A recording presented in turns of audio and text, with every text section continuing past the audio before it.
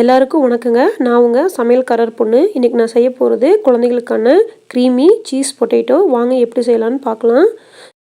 இதுக்கு நான் 1.5 உருளைக்கிழங்கு முன்னாடியே வேக வச்சு வச்சுருக்கேன். இப்போ அதை நல்லா ஸ்மாஷ் பண்ணிக்கணுங்க.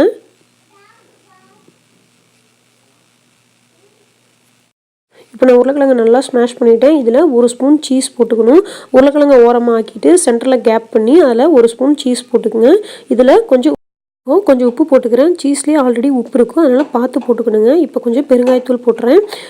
ஏன்னா உருளைக்கிழங்கு வந்து குழந்தைங்களுக்கு வாய்வு, அதனால் கொஞ்சம் பெருங்காயத்தூள் போட்டோம்னா கேஸ் ட்ரபிள் இல்லாமல் இருக்கும். இப்போ கொஞ்சம் பெப்பர் போட்டுக்கிறேன்.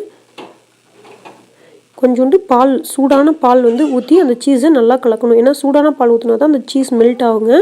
அதனால் கொஞ்சம் சூடான பால் ஒரு 2-3 ஸ்பூன் ஊற்றி நல்லா பீட் பண்ணணும்.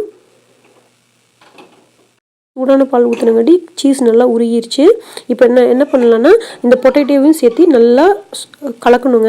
இப்போது பத்தலினா உங்களுக்கு பால் கொஞ்சம் ஊற்றி நல்லா க்ரீமி கன்சிஸ்டன்சி வர அளவுக்கு நல்லா கலக்கணுங்க. பால் சூடாகவே இருக்கட்டுங்க. இப்போ பார்த்திங்கன்னா நல்லா நான் கலக்கிட்டேன்.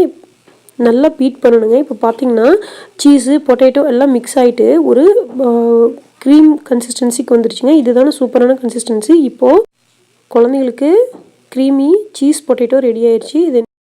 இது ரொம்ப ஹெல்த்திங்க.